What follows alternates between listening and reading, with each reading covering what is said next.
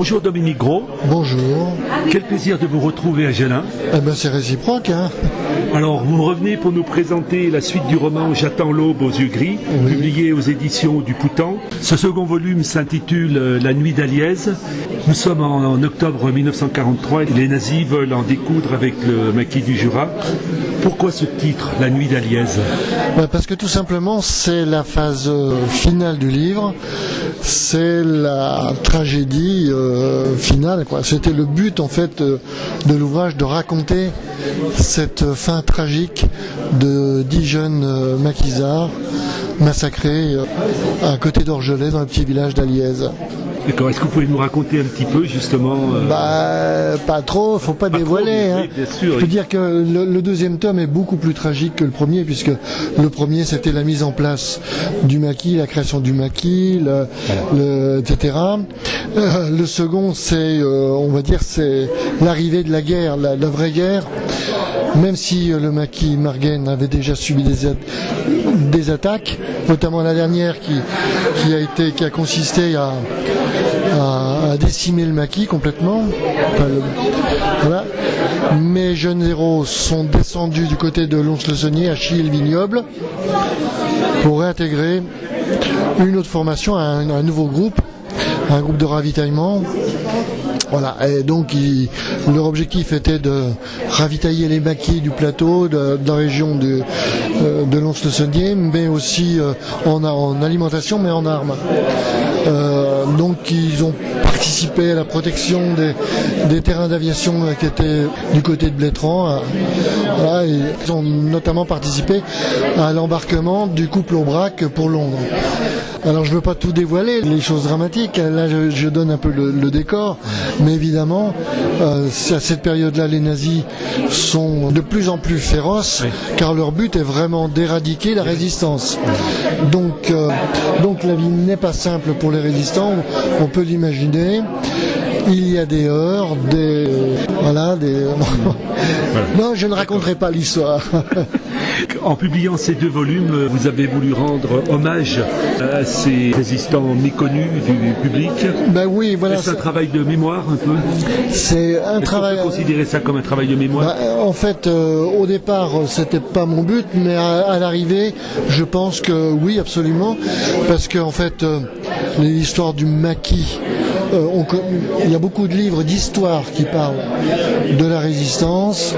Depuis quelque temps, on parle du maquis. Ça fait pas très longtemps. Hein.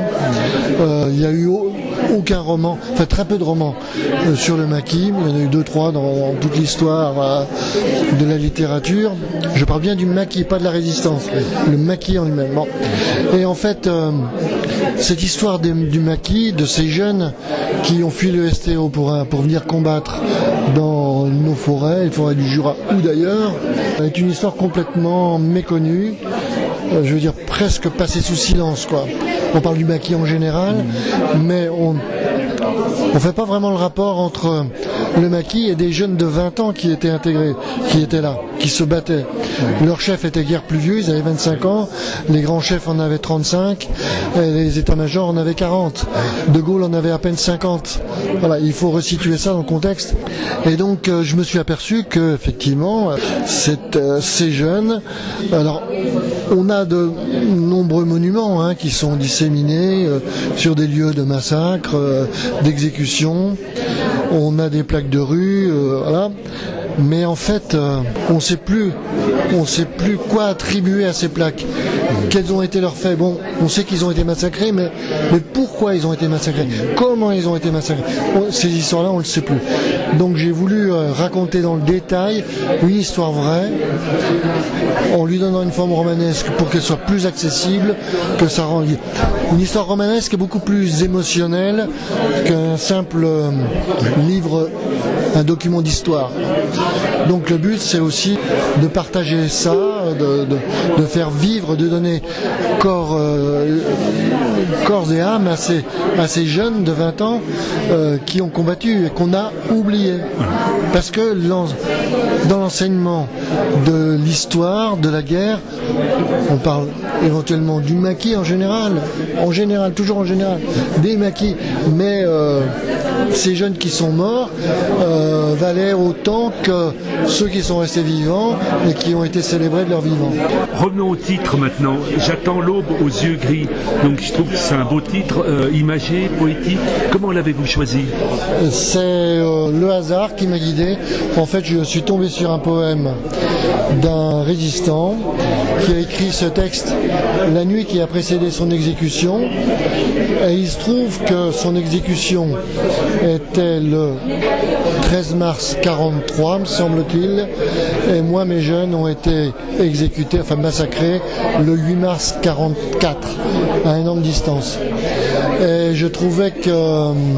Et donc c'est le 12e vers de ce poème, j'attends l'aube aux yeux gris, parce que l'aube aux yeux gris, pour ce gars-là, c'était l'exécution, il le savait.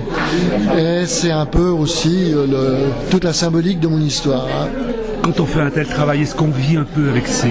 Ah ben évidemment, puisque bon, j'ai travaillé beaucoup dans les archives, j'ai essayé de rencontrer des témoins vivants. Alors je peux vous dire que ils sont raréfiés au fil de mes recherches. Et bah oui, puisqu'on a ça, on met à jour des tas d'événements qui sont passés complètement inconnus. Et par exemple cette histoire d'Alièse,